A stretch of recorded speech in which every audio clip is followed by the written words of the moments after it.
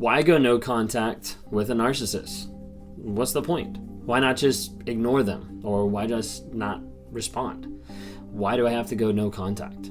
I get this question a lot of times from different people. And the reason why I get it is, if you don't know who I am, my name is Ben Taylor. I'm a self-aware narcissist, and I'm on this platform to provide awareness, growth, healing, and change. I do this by telling my story, telling what I've been through, what I've put people through by being a narcissist. How it's been destructive in my life, how it's been destructive in my wife's, how it's been destructive to a lot of different people along the way. Because a lot of people don't realize what narcissism is, and a lot of people know maybe even a textbook idea of it, but they don't see it on the day-to-day basis, and they don't understand what's going on. So I try to work with people on a day-to-day basis through Zoom calls or live events or just producing content to try to be able to help answer questions that narcissists typically won't answer, because they're not willing to do the work and actually dive deep in themselves and get honest and vulnerable about who they actually are. I work with people to break them out of a trauma bond, to get to the place where they understand, hey, I know this relationship is toxic. I know I shouldn't be with this person. It's a bad idea, but I still feel that pull. I still have those emotions and those feelings for that person. And a lot of times we'll sit down, we'll go through, and we'll try to give you clarity and decide what are the facts on the situation, because the facts are going to help set you free from that trauma bond, that thing that has you tied to that person. As people get out of that, sometimes it feels like it gets worse for a period of time. And that's because you're going through the detox phase. You're going through the phase that you're separating yourself from the narcissist, but you still don't feel at peace all the time. And that's because as you come off of that, you have the same kind of attributes that you would coming off of a regular addiction from alcohol or drugs or anything like that. So you're going to have physical, mental, emotional, sexual withdrawals that you're used to having with that one person.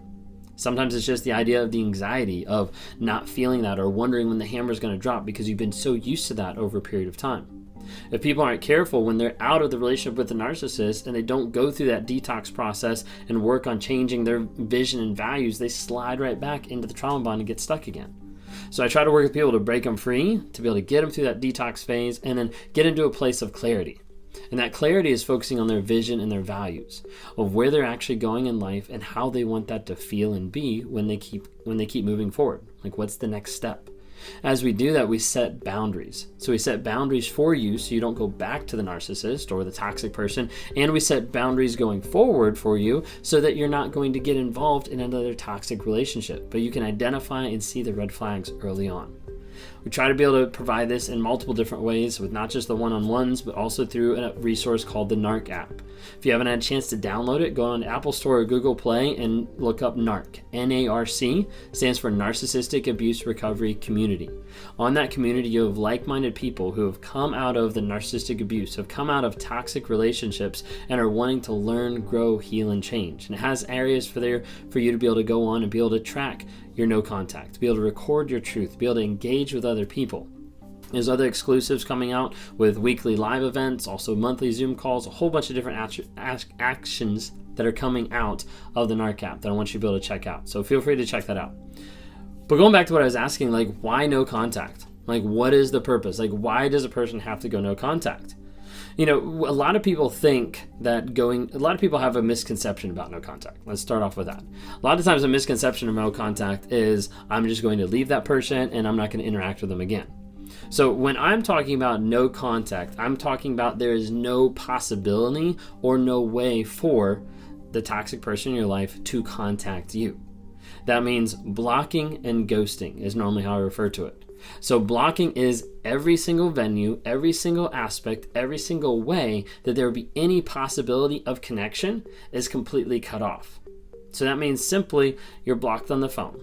They're blocked on Instagram. They're blocked on Facebook. They're blocked on Snapchat. Like, you name it. All of the social medias, they're all blocked.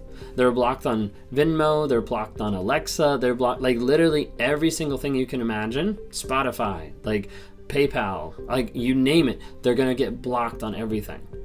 And you have to go completely no contact and to block them. That's what no contact means. It means that there is no possible way for that person to interact with you ever. So when we talk about no contact, I want to make sure you understand, when people sometimes say to me, like in one-on-ones, they're like, I've been no contact for 6 months, but yesterday no, that's not no contact. No contact means there is no any communication, and there is no visual seeing anything back and forth between that toxic person that was in your life. The reason why we say no contact, especially when they're in a cheating relationship, especially when they're moving on, is because of the fact of the new supply. Now, when a narcissist or a toxic person gets out of a relationship, they normally already have another relationship lined up. They probably already had one while they were with you. But those relationships can happen very quickly. And all of a sudden you see a week, 2 weeks later, you start to see their social media change. You start to see them put up pictures of them happy, or you start to see them put up pictures of them with another person, showing how happy they are. Oftentimes, the only people on social media that have to convince everybody that they're happy are the ones that really are not happy. And you'll see a narcissist or a toxic person, psychopath, sociopath, once they get out of the relationship, you'll see them actually go to the next relationship, and it becomes a production. This is why a lot of times we tell people go no contact, because what you're seeing is just another false story. It's just another mask. They get into their other relationship and they put up this giant production to convince and make everybody think, this is my soulmate, this is how good it is, this is amazing, and this is like perfect. And you'll start to think, maybe it was me, because it seems like they're having a good time. Maybe it was my fault. Maybe they're actually supposed to be meant together and it was me, I was holding it back. I'm the toxic person. Maybe I'm the narcissist. And all these thoughts start going through your head, wondering, because of the fact that they're putting on another show. They're putting on a production.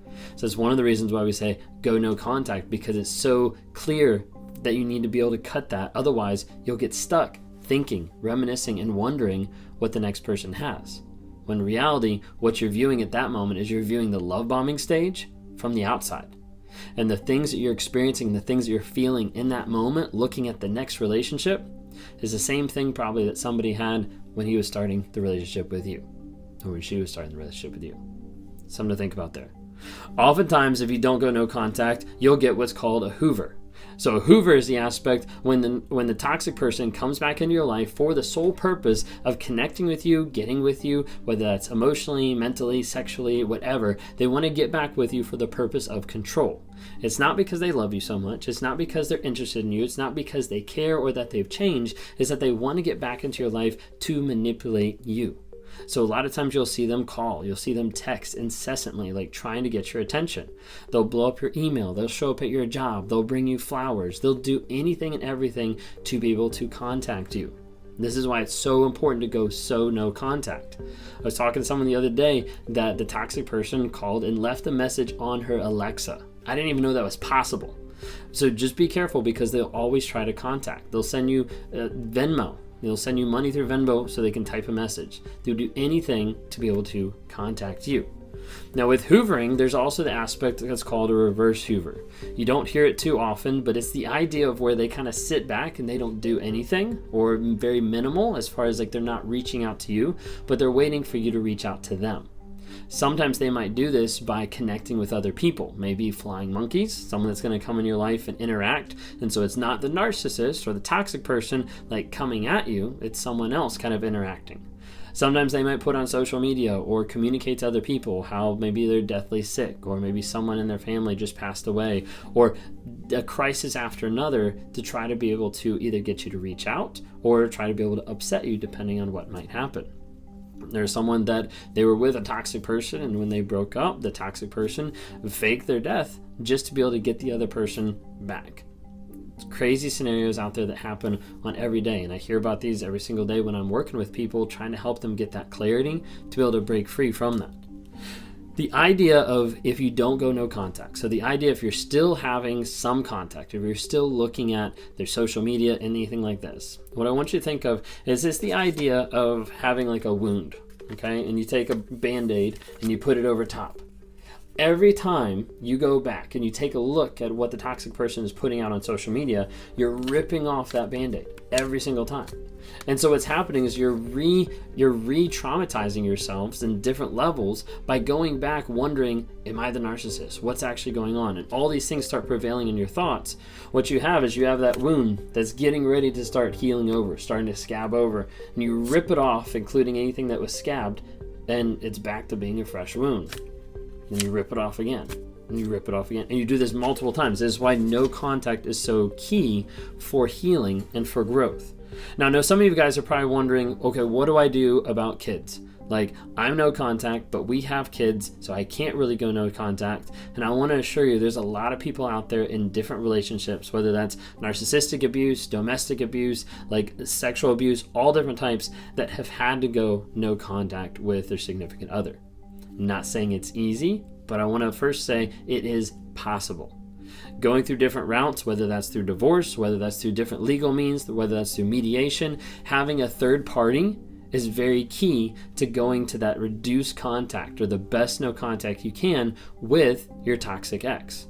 If you're interested in learning more about toxic ex and how to co-parent with them, check out Lisa Sonny's webinar that's coming up on June 2nd, Co-Parenting with Your Toxic Ex. I've got links in my bio and would love to be able to have you attend that because it's going to be a great resource. Another resource that might help you guys out, there's a couple apps that people have recommended to me that they've said work really well. That's the Talking Parents app, Our Family Wizard, We Parent, and App Close. Those are the 4 that I know of, or that I've had people interact with me communicating that they work really well. So check those out. Those might help with going no contact if you have kids involved.